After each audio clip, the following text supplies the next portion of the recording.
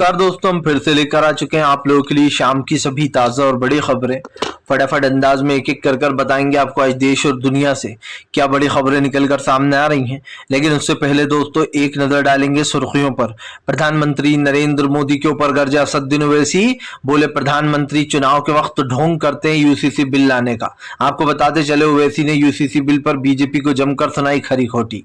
वहीं पर अगली बड़ी खबर में हम आपको बताएंगे दोस्तों, प्रधानमंत्री नरेंद्र मोदी के ऊपर जमकर गरजते हुए नजर आए राहुल गांधी। 2 दिन के मणिपुर दौरे पर जाएंगे राहुल, बताएंगे आखिरकार क्यों जा रहा है।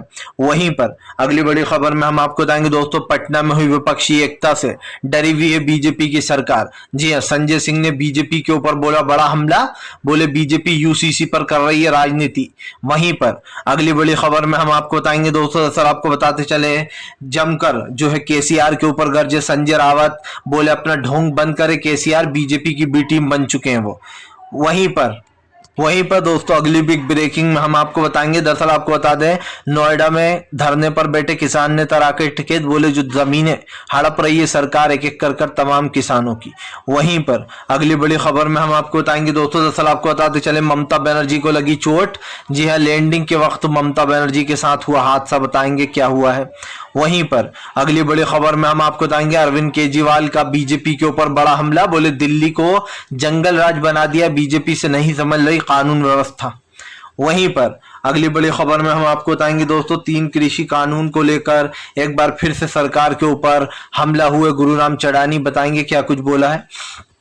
वहीं पर अगली बिग ब्रेकिंग में हम आपको बताएंगे दोस्तों, पटना की मीटिंग से अगर नहीं निकला हल तो कांग्रेस के पास है प्लान बी, बताएंगे आखिरकार कांग्रेस ने क्या सोच रखा है। वहीं पर अगली बड़ी खबर में हम आपको बताएंगे दोस्तों, दरअसल आपको बताते चले प्रधानमंत्री नरेंद्र मोदी को मध्य प्रदेश में लगा बड़ा झटका, मोहम्मद शिवराज को कमलनाथ ने दे दिया बड़ा झटका, बताएंगे एक के बाद एक नेता क्यों पार्टी छोड़कर कांग्रेस में शामिल हो रहा है।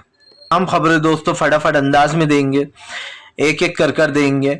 फिलहाल खैर चलिए बढ़ते हैं सबसे पहली और सबसे बड़ी खबर की ओर। दरअसल दोस्तों आपको बताते चले बीजेपी के ऊपर जमकर गर्जे असदुद्दीन ओवैसी, बोले सिर्फ इलेक्शन के वक्त ही याद आता है बीजेपी को यूनिफॉर्म सिविल कोड। दरअसल प्रधानमंत्री ने अपने एक भाषण में कल फिर से यूनिफॉर्म सिविल कोड का जिक्र किया, जिसके बाद सियासत गर्म हो गई। आपको बताते चले प्रधानमंत्री ने यूनिफॉर्म सिविल कोड का जिक्र करते हुए कहा कि एक देश में जो है 2 कानून नहीं चलेंगे, हम यूसीसी बिल को लागू कर रहेंगे। प्रधानमंत्री ने कहा कि आजकल लोग जो है झूठ फैला रहा है। अब इसके ऊपर आपको बताते चले ओवैसी ने जमकर भड़ास निकाली। असदुद्दीन ओवैसी ने कहा कि प्रधानमंत्री कौन से देश में रहते हैं जहां पर 2 कानून चल रहा है। जाहिर सी बात है दोस्तों, देश में एक ही कानून है और एक ही चल रहा है, लेकिन बीजेपी यूनिफॉर्म सिविल कोड का सहारा लेकर आने वाले इलेक्शंस को जीतने की कोशिश में है। ओवैसी ने कहा कि क्या सिर्फ इलेक्शन के वक्त ही यूसीसी बिल की याद आती है बीजेपी को, इससे पहले वो यूनिफॉर्म सिविल कोड पर चुप क्यों रहती है। ओवैसी ने कहा कि प्रधानमंत्री सोच समझ कर फैसला लेते, उन्हें पता होता है कब किस फैसले से फायदा होने वाला है। असदुद्दीन ओवैसी ने कहा कि 2014 के बाद से प्रधानमंत्री चुप क्यों थे, उन्होंने यूनिफॉर्म सिविल कोड का जिक्र क्यों नहीं किया, क्यों अभी जो है हाल ही में दोस्तों आप समझिए जब इलेक्शन नहीं होते उससे पहले तो कोई बात ही नहीं होती है, लेकिन जैसे ही इलेक्शन करीब आते हैं तो बीजेपी यूनिफॉर्म सिविल कोड पर अपनी राजनीति करने लगती है। सबसे बड़ी बात यह दोस्तों कि सरकार इस वक्त बुरी तरीके से घिर चुकी है। सबको पता है यूनिफॉर्म सिविल कोड को लेकर सरकार का रुख क्या है, और प्रधानमंत्री नरेंद्र मोदी दोस्तों बुरी तरीके से घिरे। सब जानते हैं आज देश की स्थिति बदल चुकी है। आज देश में जो माहौल है और खास करके जो यूनिफॉर्म सिविल कोड के ऊपर बार बार सरकारें भिड़ रही हैं, उसको लेकर भी कहीं ना कहीं देश की जो हालत है वो खराब हो चुकी है। और अगर आप यूनिफॉर्म सिविल कोड का सहारा ले ही रहे हो तो आप उस बिल में बताओ क्या क्या है। आपके पास ना बिल तैयार है कि यूनिफॉर्म सिविल कोड में क्या होगा, किस समाज के लिए क्या नियम होंगे, और इस चीजों को लेकर जो है ओवैसी ने सवाल पूछे। ओवैसी यही नहीं रुके, उन्होंने ओबामा वाले बयान का भी जिक्र करते हुए मोदी सरकार को घेर लिया। फिलहाल चलिए बढ़ते हैं एक और अगली बिग ब्रेकिंग की तरफ। बता दोस्तों राहुल गांधी का बीजेपी के ऊपर बड़ा हमला, जाएंगे 2 दिन के मणिपुर दौरे पर। दरअसल दोस्तों देश जलता रहा और प्रधानमंत्री विदेश घूमते रहे, राहुल गांधी का बीजेपी के ऊपर हमला। राहुल गांधी ने कहा कि फिलहाल विदेश जल रहा था और प्रधानमंत्री विदेश घूम रहे थे, मणिपुर जल रहा था।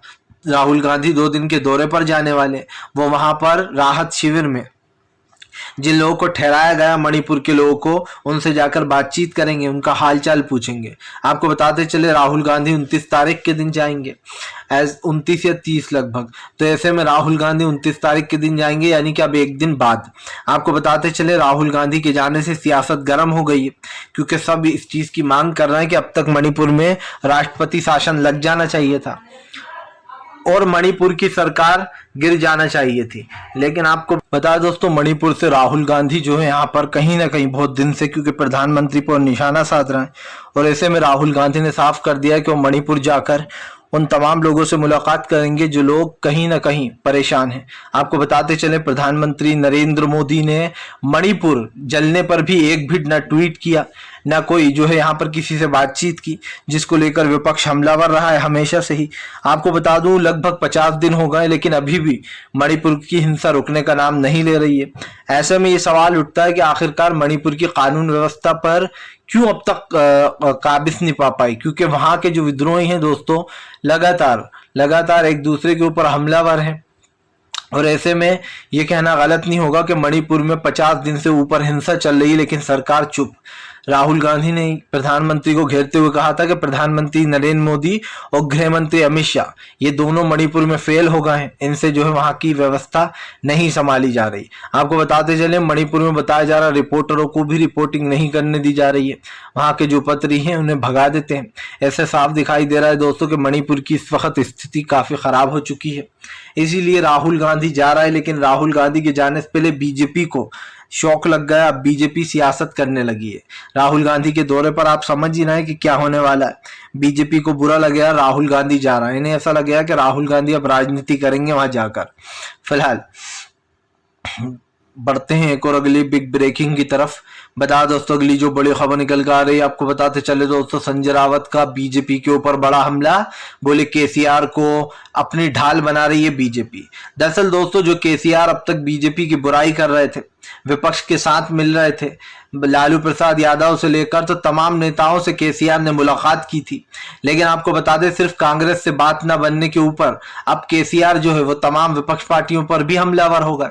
आपको बताते चले जो केसीआर है तेलंगाना के सीएम, उन्होंने महाराष्ट्र में एक बड़ी रैली की, जिस रैली के बाद सियासत तेज हो गई। सियासत तेज होने के बाद जो है संजय रावत ने केसीआर को घेर लिया।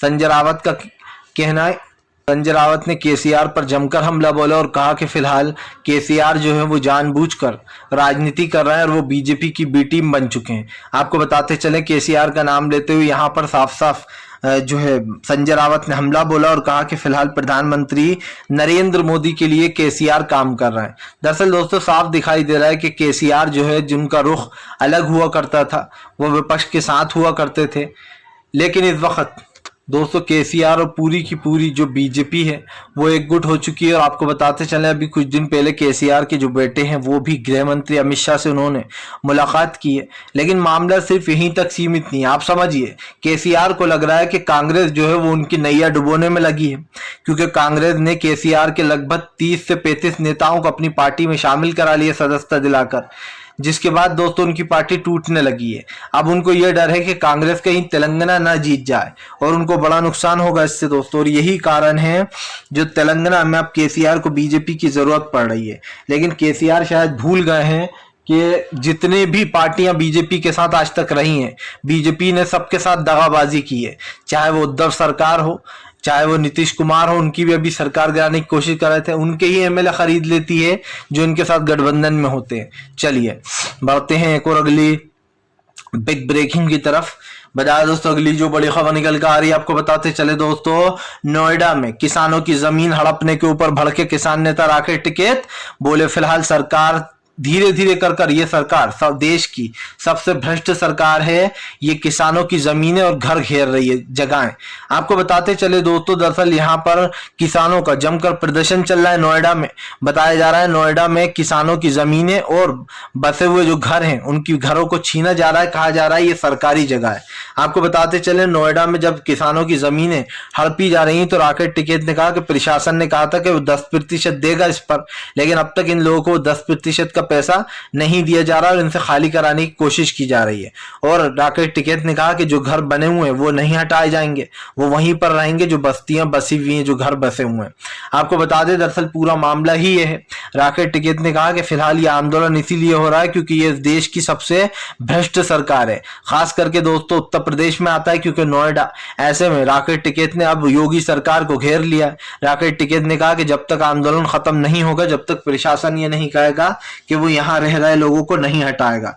आपको बता दें सिर्फ हटाने वाली ही बात नहीं है, क्योंकि जैसे कि मैंने पहले भी कहा कि सरकार जो है वो लगातार इन चीजों पर जो है वो आपस में ही भिड़ती है, क्योंकि नोएडा में जो जमीनें ली जा रही हैं उसका ये बहाना लिया जाता है कि तो सरकारी जगह है। ऐसे धीरे धीरे कर कर किसानों की तमाम जमीनों को हड़प रही है सरकार। राकेश टिकैत ने यह आरोप लगाया। राकेश टिकैत ने कहा कि फिलहाल उत्तर प्रदेश में ये सबसे ज्यादा हो रहा है, ऐसे में हम चुप नहीं बैठेंगे। किसान नेता राकेश टिकैत ने कहा कि जल्द से जल्द इस चीज को खत्म करना चाहिए। और जाहिर सी बात है दोस्तों, राकेश टिकैत इस मामले पर कहीं ना कहीं बीजेपी को घेरने में लग गए हैं। फिलहाल चलिए बढ़ते हैं एक और अगली बिग ब्रेकिंग की तरफ। बता दोस्तों अगली जो बड़ी खबर निकल कर आ रही है आपको बताते चले दोस्तों, प्रधानमंत्री नरेंद्र मोदी के ऊपर गरजे जो है यहाँ पर संजय सिंह, प्रधानमंत्री के ऊपर गरजते हुए संजय सिंह ने कहा कि ढोंग बंद कर दे प्रधानमंत्री, जब चुनाव आता है तो यूसीसी बिल का जिक्र करते हैं। दरअसल दोस्तों आपको बता दें संजय सिंह ने बीजेपी को घेर लिया। संजय सिंह का कहना है कि बीजेपी विपक्षी एकता से डरी हुई है। पटना में जो विपक्ष की मीटिंग हुई है उससे बीजेपी में खलबली मची है। संजय सिंह ने बीजेपी के ऊपर हमला बोलते हुए कहा कि फिलहाल भारतीय जनता पार्टी पहले इस बात का जवाब दे कि वो 2014 और 2019 में यूसीसी बिल क्यों नहीं लाई और उस वक्त से अब तक वो क्या कर रही थी। संजय सिंह ने कहा कि ये सिर्फ एक राजनीतिक फायदा है जो प्रधानमंत्री लेना चाहते हैं। संजय सिंह ने कहा कि यूसीसी बिल यानी कि यूनिफॉर्म सिविल कोड बीजेपी सिर्फ इसलिए लागू करना चाह रही है क्योंकि वो कई धर्म के लोगों को दोस्तों इसमें टारगेट करने की कोशिश कर रही है। आपको बताते चले संजय सिंह ने हालांकि इसको एक ढोंग ही बताया। उन्होंने कहा कि बीजेपी यूसीसी बिल सिर्फ तभी लाने की बात करती है जब चुनाव नजदीक आ जाते हैं, उससे पहले यूसीसी बिल पर कोई बात नहीं होती। सबसे बड़ी बात ये दोस्तों बीजेपी कह रही है कि एक देश में दो कानून चल रहा है। आप बताइए एक देश में कौन से दो कानून चल रहा है? क्या दोस्तों मर्डर, अगर कोई किसी का मर्डर कर देता है तो क्या मुसलमान को उसकी अगली अलग सजा दी जाती है और हिंदू भाई को अलग सजा दी जाती है? नहीं, एक ही सजा मिलती है। अगर देश में कोई किसी को मार देता है तो उसके लिए भी एक ही कानून है। सिर्फ आप ये कहिए कि आपको मुसलमानों के धर्म में घुसना है, आपको जो है यहाँ पर उनके धर्म के अंदर घुसकर अपनी नाक घुसेड़नी है, क्योंकि जाहिर सी बात है बाकी और तो सारे कानून सेम ही है। इस देश में एक ही कानून चल रहा है, लेकिन आपके हिसाब से देश में दो कानून चल रहा है। लेकिन हाँ, बीजेपी के लिए दो कानून जरूर हो सकते हैं, क्योंकि बीजेपी का नेता बृजभूषण, आप समझिए इतनी सारी लड़कियों के साथ छेड़खानी करने के बावजूद भी बाहर घूम रहा है, तो बीजेपी के लिए तो दो कानून ही है, क्योंकि इनके नेताओं के ऊपर कोई चार्जेस नहीं लगते। फिलहाल चलिए बढ़ते हैं एक और अगली बिग ब्रेकिंग की तरफ। बता दोस्तों अगली जो बड़ी खबर निकल कर आ रही है आपको बताते चले दोस्तों, प्रधानमंत्री नरेंद्र मोदी के ऊपर गरजे सिद्धरामैया, बोले मैंने अपने 40 साल के कैरियर में इतना झूठा प्रधानमंत्री आज तक नहीं देखा जिसने जनता से तमाम झूठ बोले हों। आपको बताते चले सिद्धरामैया ने प्रधानमंत्री को घेर लिया। सिद्धरामैया का कहना है कि मैंने अपनी 40 साल के कैरियर में इतना झूठा प्रधानमंत्री नहीं देखा जो लोगों से झूठ बोलता है। सिद्धरामैया ने हमला बोलते हुए कहा कि फिलहाल मोदी जी का सबसे बड़ा झूठ अच्छे दिन आने वाले हैं। कहाँ आए अच्छे दिन? आपको बता दें सिद्धरामैया ने कहा कि आज पेट्रोल के दाम 2 गुना हो गए हैं, आज रसोई गैस के दाम लगभग दोस्तों 10 गुना बढ़ गए हैं। कई रसोई गैस हो या फिर गरीब महंगाई, अनाज, तमाम चीजों के दाम बढ़ा दिए गए हैं। जबकि प्रधानमंत्री नरेंद्र मोदी ने 2014 में कहा था कि मोदी जी आने वाले अच्छे दिन लाने वाले हैं। अच्छे दिन का तो पता नहीं चला, लेकिन बुरे दिन जरूर आ गए। सिद्धरामैया ने कहा कि मैं 40 साल से देखता आ रहा हूं राजनीति, लेकिन मैंने इससे झूठा प्रधानमंत्री कहीं पर भी नहीं देखा, क्योंकि प्रधानमंत्री की सारी बातें झूठी थी। महंगाई 10 गुना बढ़ गई, गरीबी, बेरोजगारी, इन तमाम मुद्दों पर बात नहीं होती है। जाहिर सी बात है दोस्तों, डीके शिव कुमार सिद्धरामैया के कर्नाटक चुनाव जीतने के बाद बीजेपी में भी खलबली है, और ऐसे में सिद्धरामैया ने सरकार को घेरा। आपको तो पता ही होगा, कांग्रेस का एक वादा पूरा ना हो इसलिए अनाज पर भी रोक लगा दी गई थी वहां पर। कर्नाटक में। ऐसे में सिद्धरामैया सरकार के ऊपर भड़क गए। उन्होंने तमाम बातों को याद दिलाया कि प्रधानमंत्री ने 2014 में क्या क्या कहा था। और अगर आप खुद ही दोस्तों प्रधानमंत्री का वीडियो उठाकर देखेंगे 2014 को, तो आपको खुद पता चल जाएगा कि जिस शर्तों की वजह से, जिन वादे कर कर प्रधानमंत्री सत्ता में आए, वही चीज उन्होंने 10 गुना बढ़ा दी। मनमोहन सिंह साहब के टाइम पर प्रधानमंत्री कहते थे कि महंगाई बहुत बढ़ रही है, लोगों को आतंकवाद की तरह मार रही है, लेकिन आप समझिए आज खुद ने सत्ता में आते से ही महंगाई को 10 गुना बढ़ा दिया। और अगर आप आज बीजेपी के नेता से पूछो तो वो कहेंगे कि देश का विकास हो रहा है। फिलहाल चलिए बढ़ते हैं एक और अगली बिग ब्रेकिंग की तरफ। बताया दोस्तों अगली जो बड़ी खबर निकल कर आ रही है, आपको बताते चले दोस्तों, ममता बनर्जी हुई घायल। दरअसल आपको बता दें इमरजेंसी लैंडिंग के दौरान दरअसल प्लेन में कुछ खराबी आने के बाद ममता बनर्जी की इमरजेंसी लैंडिंग कराई गई, जिसके बाद बताया जा रहा है ममता बनर्जी घायल हो गई हैं। आपको बताते चले ममता बनर्जी पंचायत चुनाव को लेकर बीजेपी के ऊपर हमलावर है। उन्होंने बीजेपी के ऊपर हमला बोलते हुए कहा कि फिलहाल बीजेपी देश के लोकतंत्र को खत्म कर रही है और खास करके पंचायत चुनाव में बीजेपी और कांग्रेस एक दूसरे की गोद में बैठने का काम कर रहा है। आपको बता दें ममता बनर्जी ने कांग्रेस को भी नहीं बख्शा, उन्होंने कांग्रेस के ऊपर भी हमला बोल दिया। उन्होंने कहा कि कांग्रेस और बीजेपी दोनों एक दूसरे की हेल्प कर रहा है, ये दोनों जो है यहाँ पर एक दूसरे की गोद में बैठे हैं पंचायत चुनाव में। दरअसल दोस्तों पंचायत चुनाव को लेकर ममता बनर्जी और कांग्रेस आमने सामने है, जहां एक तरफ बीजेपी के ऊपर तो वो हमलावर रहती हैं, लेकिन अब की बार उन्होंने कांग्रेस को भी घेर लिया। सबसे बड़ी बात यह दोस्तों कि भारतीय जनता पार्टी और बीजेपी के तमाम नेता ममता बनर्जी से कहते हैं कि भैया बंगाल में ये हिंसा फैलवा रही है, लेकिन मणिपुर जल रहा है। आप समझिए मणिपुर के कोई जिक्र नहीं, इनके राज्य वो तो बीजेपी का राज्य है, उसके बावजूद भी मणिपुर में क्या हो रहा है ये जनता देख रही है। और अगर आप ये सब देखकर भी दूसरों की गलतियां निकालते हो तो फिर आपके ऊपर तो एक तरीके से दोस्तों नालत ही है, क्योंकि जाहिर सी बात है खुद से तो खुद का जो है राज्य संभल नहीं रहा है, दूसरों के ऊपर उंगलियां उठा रहा हो। आप खुद पहले मणिपुर को संभालो, उसके बाद कहना कि ममता बनर्जी के यहाँ पर हिंसा फैल रही है। दिल्ली को ले लीजिए, दिल्ली एक केंद्र शासित राज्य है, यानी कि वहां पर केंद्र का कब्जा रहता है। सरकार भले ही अरविंद केजरीवाल की है, लेकिन कानून व्यवस्था बीजेपी की है। और उसके बाद भी दिल्ली में खुलेआम लूटपाटें हो रही हैं, जिसको लेकर भी बीजेपी के ऊपर गरजते हुए नजर आए हैं केजरीवाल। फिलहाल चलिए बढ़ते हैं एक और अगली बिग ब्रेकिंग की तरफ।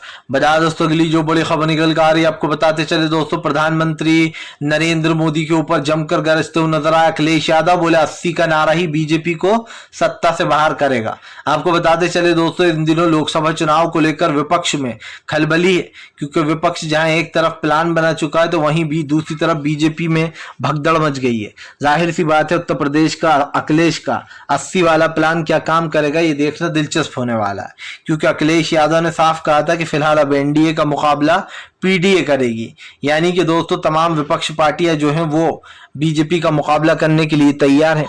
खास करके हम आपको बताते चले कि यहाँ पर चुनावी रणनीति जो भी है उसमें कहीं ना कहीं बीजेपी घिरती हुई नजर आ रही है। और एक चीज और भी है नोटिस करने लायक है दोस्तों कि प्रधानमंत्री इन चीजों से कहीं ना कहीं बचते हैं और भागते हैं। और आप भी जानते हैं दोस्तों कि प्रधानमंत्री नरेंद्र मोदी तमाम बीजेपी के नेता जो हैं वो इन मुद्दों पर बात करने से भागते हैं। ऐसे में सरकार की नीतियां और सरकार के जो है यहाँ पर जाहिर सी बात है दोस्तों प्रधानमंत्री नरेंद्र मोदी ने तमाम जनता को जो पपलू दिया था महंगाई गरीबी से लड़ने का, उसमें तो वो फेल हो गई है। इसीलिए अखिलेश यादव ने अब नारा दिया है कि जिस दरवाजे से बीजेपी आई है उसी दरवाजे से हम बीजेपी को वापस भेज देंगे। खास करके दोस्तों 2024 के लोकसभा चुनाव को लेकर विपक्ष और बीजेपी आमने सामने आ गए और ये तमाम घटक दल जितने भी हैं दोस्तों ये कहीं ना कहीं एकजुट होकर बीजेपी का सामना करना चाहते हैं। ऐसे में जहां जहां बीजेपी कमजोर है उसको वहां और कमजोर किया जाएगा, ताकि आने वाले समय में जो सीटों का आकलन है वो कांग्रेस का बढ़े। हालांकि अब की बार कांग्रेस ने कहा है कि वो सीटों में सेक्रीफाइस करने में लचीलापन दिखाएगी, यानी कि वो कई सीटें सेक्रीफाइस कर सकती है। ऐसे में देखना ये भी होगा कि फिलहाल कांग्रेस की रणनीति क्या रहेगी, क्या वो अपनी ज्यादातर सीटों को छोड़ेगी या फिर दोस्तों कांग्रेस कोई और ही प्लान के साथ चुनाव लड़ेगी। वजह चाहे जो भी हो बीजेपी को देश से जाना ही है और विपक्ष पार्टी अच्छा ही आए। तो फिलहाल दोस्तों वीडियो अच्छा लगे तो लाइक कीजिए, चैनल पर पहली बार आए तो सब्सक्राइब जरूर।